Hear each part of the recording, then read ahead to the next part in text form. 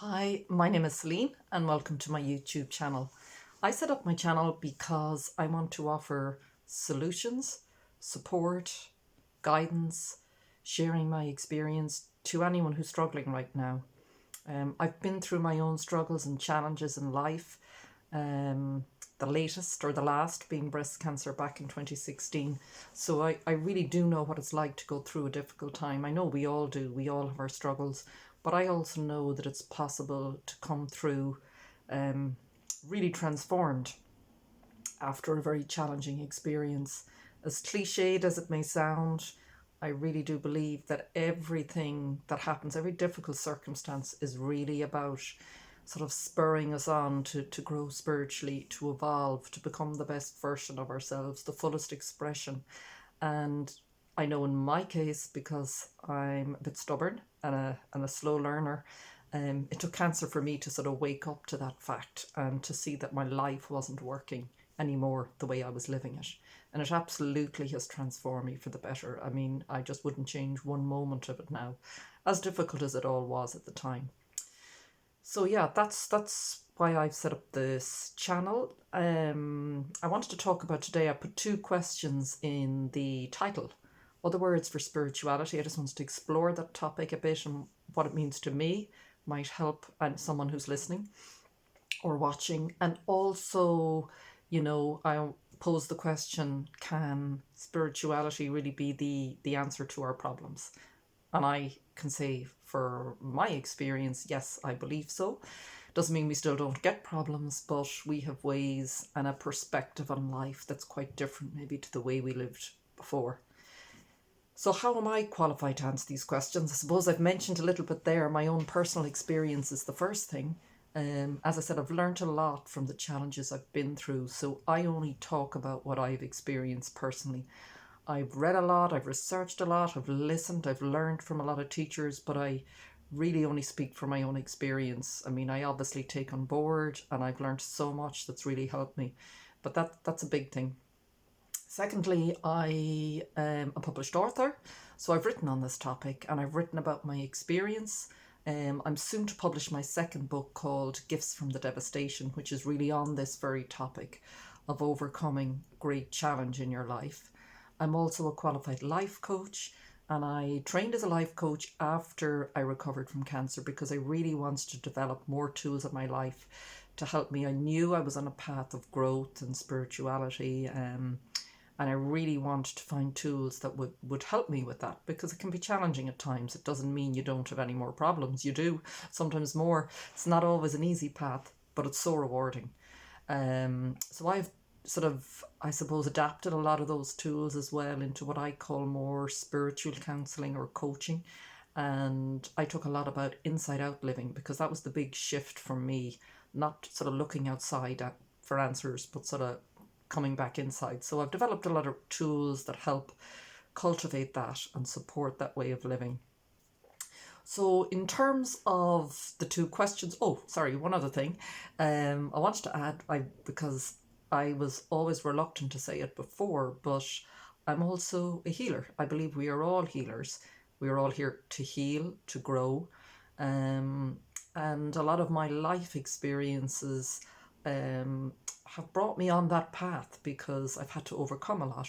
So I really see my life now being about helping and supporting others and being of service in humanity in that way. I think that's what I have to offer. So in terms of the questions, the first one, other words for spirituality. I mean, we hear it, there's lots, I suppose. There's the traditional words of God, universe, we hear source, life force, our true nature. I love that. That's what I really feel for me spirituality has been about. It's been really about getting in touch with my true nature, which is inside. It's not out there. That's where I suppose, in terms of moving into a more spiritual approach to life, it does involve undoing some of the conditioning because most of us were brought up with very traditional views and in some form of religion where, it was about some institution telling us what was right and wrong. So really, again, we were very powerless in that.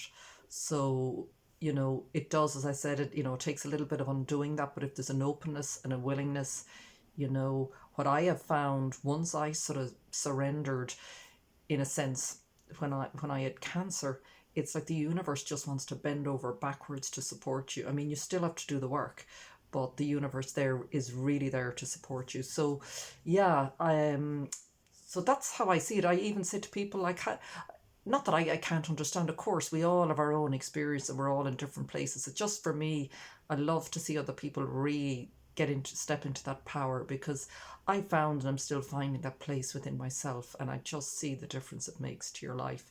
So, I'd often say, well, like, what makes your heart beat? What makes a flower grow? What makes our hair and our nails grow? There is a powerful force that is greater than all of us. I think we can all accept that on some level. Even the wind, I heard it described, I think it was Wayne Dyer, who I love as well, who I found at the start of this journey and path. And he talked about the wind and the invisible energy. But I mean, my God, you can feel its force if you're out on a really windy day.